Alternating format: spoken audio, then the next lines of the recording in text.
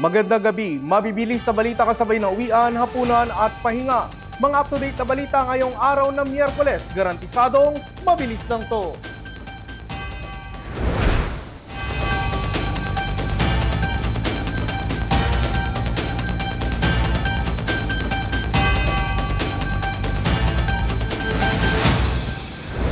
Natuldukan na ang 2 linggong agawan sa liderato ng Senado.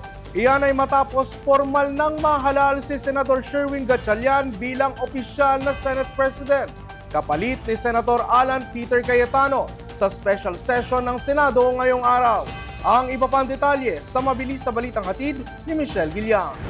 The ayes have it. Senator Sherwin Gatchalian is declared Senate President of the Republic of the Philippines.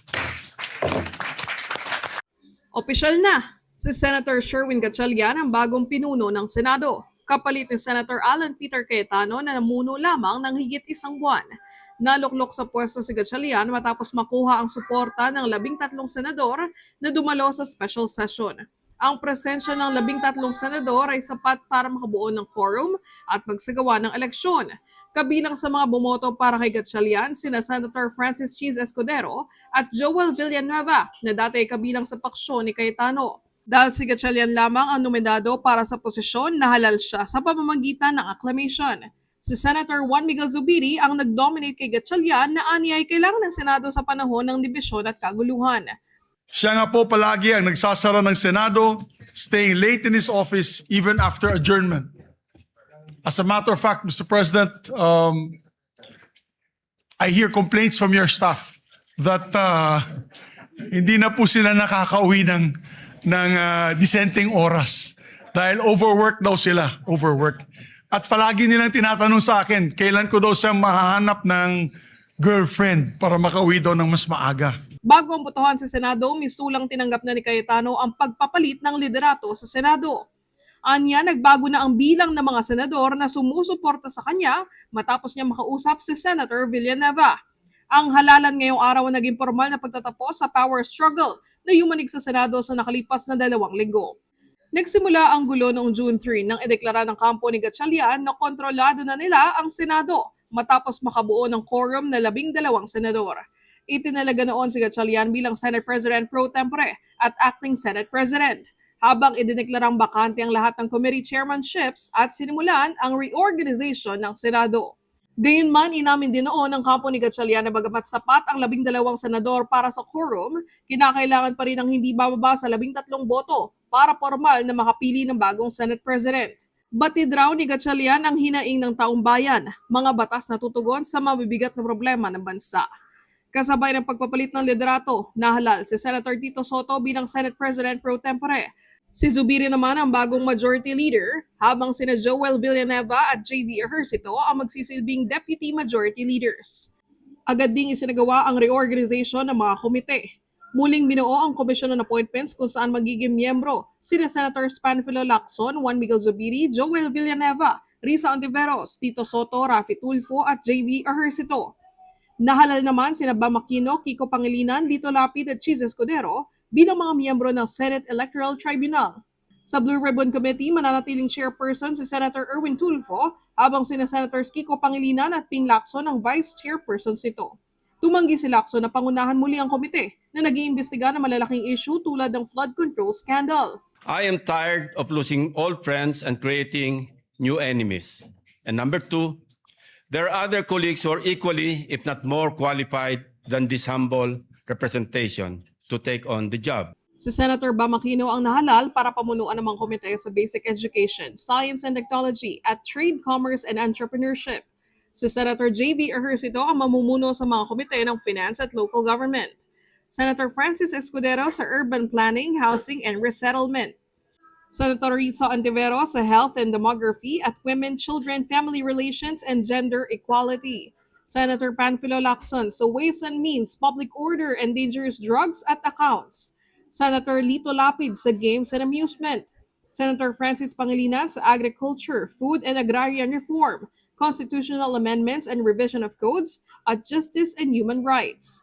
Senator Tito Soto sa National Defense and Security, Peace, Unification and Reconciliation at Ethics and Privileges. Senator Erwin Tulfo sa Blue Ribbon, Energy at Social Justice, Welfare and Rural Development. Senator Raffy Tulfo sa Migrant Workers at Public Services.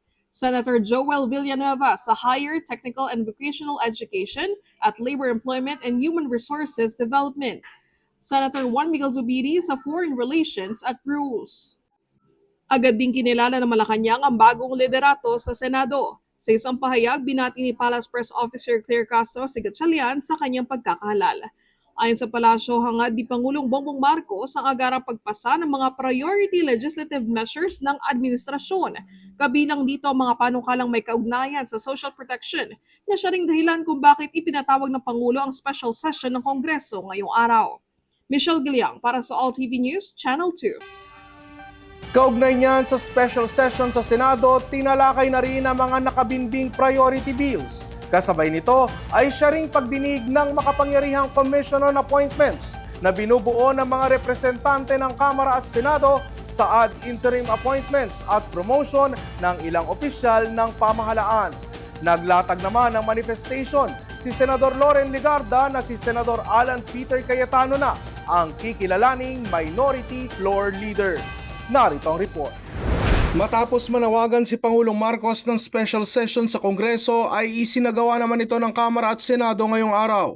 Dumating din sa Senado ang mga miyembro ng Cayetano Bloc sa minorya na sina Senador Loren Legarda, Rodante Marcoleta at Amy Marcos at Bongo. Maya-maya pa ay dumating na rin sina Senadora Pia Cayetano at Camille Villar. Hindi naman nakadalo si Senador Robin Padilla sa sesyon na nasa special screening ng kanyang pelikula. Sa sesyon, nagbigay ng manifestation si Senador Loren Legarda para kilalanin si Senador Alan Peter Cayetano na bagong Minority Floor Leader. Mr. President, on behalf of the minority, may I manifest for the record that Senator Alan Peter S. Cayetano shall serve as the Minority Floor Leader. Likewise, the minority members' presence here. This is without prejudice to the final resolution of the case currently pending before the Supreme Court. And this manifestation is to ensure the orderly discharge of the functions of the whole Senate as an institution and the minority during the pendency of said case. Sa pagsisimula ng paglalatag ng mga amyenda sa mga priority legislation, may birada si Senador Pia Cayetano kay Senador Risa Ontiveros. Her Honor put on record that no amendments were submitted. None may have been submitted, but our name is on the list to propound amendments. So thank you to the Majority Floor Leader who was gracious enough to allow us to still propose our amendments. You're welcome, Mr. President. I made a record earlier I that thank there were... the Majority Floor Leader, not Her Honor, because Her Honor closed the period of amendments despite our name being there.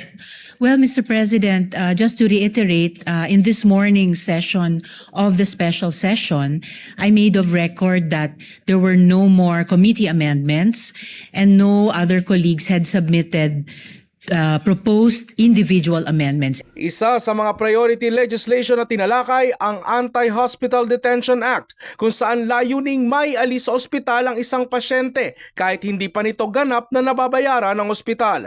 Ang panukalang batas na ito ay isang amyenda sa batas na ipinasa noong 2007 ni Senador Pia Cayetano. Bahagi ng pag-amyendang itinutulak ni Senador Risa Ontiveros ang usapin sa promissory note mula sa isang indigent patient. Based dun sa dito sa amendment nyo, the indigents will no longer be required to execute a promissory note. Tapos dinagdag nyo, pero ito yung mga pwede nilang gawin. Wala nga ho yun. Yung sinabi nyo, wala sa bill nyo. Ang nasa bill ay yung mga 5 items that are used to secure a promissory note. So that covers the people who need to pay a promissory note. So, Her Honor has to clarify this because it's not, what she's saying is not in the bill. Actually, Mr. President, it is in the bill. In fact, in answering this question, nag-take off po ako dun sa page 3, line 17, section 2, na kinwote ng gentle lady from Tagigan Pateros. And kaya tinalakay ko po yun na in lieu of the current promissory note system, it's still called the promissory note here, pero hindi na po yung solong mga collateral o ano pa mang meager resources na meron yung indigent patient or family ang magsisecure niyan. Pero kwinestyon ni Cayetano kung paano masusuportahan ito ng mga government agencies at paano na mga small private hospitals na baka manganib magsara dahil malulugi sila rito. Na-take up po ba yan sa hearing so that you would be able to hear the concerns of the different sectors, including the small private hospitals, the small clinic owners, yung mga lying-in clinic. Maliit lang ang singil niya na pag nanganak ha. I'll try to pull out that number. It's not a huge amount because it's just a lying-in clinic, overnight pag nanganak. So pag indigent, the amendment now is lahat ng indigent patients wala nang babayaran. Wala nang promissory note. Sorry, to be clear, wala nang promissory note. So, was this taken up during the hearing so that marinig natin yung side nila? No, Mr. President, it wasn't taken up to have no promissory notes. The change, Mr. President, was that, as I mentioned earlier, hindi na po mag-isang mag-i-issue ng promissory note ang mahirap kahit sapilitang magkakabit siya ng kakarampot na nga na pagmamayari niya bilang di umanong collateral. Ang magbaback up na po ng promissory note, which is now more a document for the benefit of the hospital, ay ito nga pong mga social protection at saka government financial institutions na binanggit ko po kanina. Bago ang special session, nagsagawa na rin ng pagdinig ang Commission on Appointments sa ad interim appointments at promotion ng ilang opisyal ng pamahalaan. Aprobado ng promotion ang nasa 85 opisyal ng Department of Foreign Affairs. Aprobado din ang promotion ng 5 generals sa Armed Forces of the Philippines. Following thorough deliberation, the committee found these appointees eminently qualified, namely Edmundo G. Peralta to the rank of Lieutenant General. Is there any objection? Hearing none. Correct. Is there any objection? Hearing none. Motion is approved. Alan M. Javier to the rank of Vice General. Is there any objection? Hearing none. The motion is approved. Isagani O. Criste, the rank of Major General. Is there any objection? Hearing none. Motion is approved. Niceforo M. Diaz Jr. to the rank of Brigadier General. Is there any objection? Hearing none. Approved. Rose Watt A. Remo to the rank of Brigadier General. Is there any objection? Hearing none. Approved. Ikinatuwa naman ito ng mga general dahil hinihintay na nila ang promotion na binbin ang kanilang posisyon dahil sa nangyaring sitwasyon sa minorya at mayorya. Sa mga balita sa probinsya, 6 patay, ilan ang sugatan ng mahulog ang dump truck sa bangin sa Pangasinan. Turistang nahulog sa zipline sa isang resort sa Bukidnon, maayos na ang lagay. Resort pansamantalang isasara. At construction firm sa Gumuhong Gusali sa Pampanga, pinagmumulta ng dole matapos lumabag sa ilang labor standards. Mabilis na balitang hatid ni Andy Narce mula Kalibo Cable News.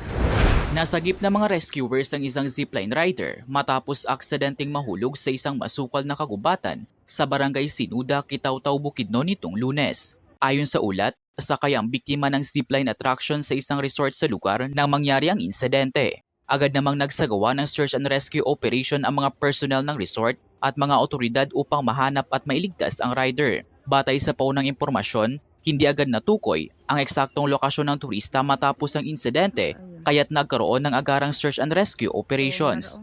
Sa video, makikitang maingat na binubuhat ng mga rescuers ang katawan ng biktima mula sa malalim na kagubatan. Samantala, ligtas na at maayos ang lagay ng turistang nahulog sa zipline ayon sa resort. Sa inilabas na pahayag ng Greek Hills Resort, nagpapahinga na sa kanilang tahanan ang biktima matapos bigyan ng agarang tulong medikal. Pansamantala ring isasara ang resort para i-review ang kanilang safety protocol, zipline operations, maintenance procedures, staff training at emergency response systems. Magsasagawa rin ng safety assessment para hindi na maulit ang nangyaring insidente.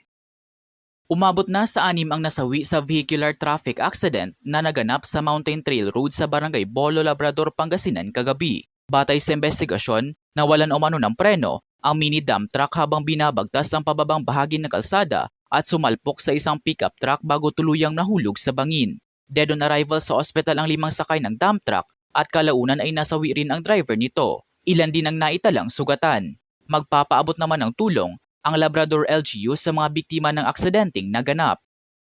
Nagsagawa ng inspeksyon ng Criminal Investigation and Detection Group o CIDG sa mga kagamitan at materyales na narecover mula sa collapse site. Ayon sa Angeles LGU, bahagi ito ng masusing pangangalap, dokumentasyon at pagsusuri ng mga ebidensyang maaring makatulong sa pagguho ng 9-story building.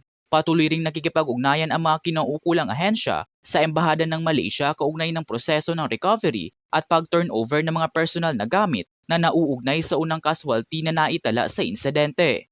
Kaugnay niyan, pinagbabayad ng DOLE ang Golden Years Construction at may-ari nito sa paglabag sa ilang labor standards sa nangyaring pagguho ng gusali sa Barangay Balibago, Angeles, Pampanga noong May 24 na ikinasawi ng 30 katao. After conducting an investigation, after constituting a committee, the DOLE found that Jackson Lim and Golden Years Construction and Steel Works Corporation were liable to pay a total of 11,426,798 pesos and 50 centavos for labor standards violations and 10,324,000 as an administrative fine under Republic Act number 11058 for willful violation of occupational safety and health standards. And Golden Years Construction continued working, exposing themselves to danger that could result in death or injury. The workers were also not paid their wages. Hindi sila binayaran ng Golden Years at ni Jackson Lim. Rest day period for working on Saturdays, holiday pay, and there was underpayment of wages. Andy Narce para sa OTV News, Channel 2. Nagbigay ng libreng sakay ngayong araw ang Department of Transportation matapos sa naging aberya kaninang umaga sa MRT-3. Pinagpapaliwanag din ang pamunuan ng MRT sa nangyaring insidente. Sa video ni Kinhipolan, makikitang pinababa sila sa bagon at pinaglakad sa gilid ng tracks mula Buendia hanggang Guadalupe. Humihingi ng taos-pusong paumanhin ang Department of Transportation MRT-3 sa lahat ng pasaherong naapektuhan ng technical issue. Pinagpapaliwanag na ni Transportation Secretary Banoy Lopez si MRT-3 General Michael Kapati kaugnay ng aberya sa MRT-3 kaninang umaga na nagdulot ng perwisyo sa mga pasahero. Nagsimula kaninang alas 12 ng tanghali ngayong Miyerkules ang libreng sakay sa MRT-3. Humingi naman ng paumanhin ang MRT-3 maintenance service provider na Sumitomo Corporation pati na ang technical partner nitong Test Philippines Inc. kasunod ng aberya sa MRT-3 kaninang umaga. At yan ang mga balitang nakalap ng All TV News. Para sa iba pang balitang mabilis, bisitahin ang aming website alltv.ph/news. I-like at i-follow din ang aming social media accounts. Ako po si Ralph Lopez. Magandang gabi.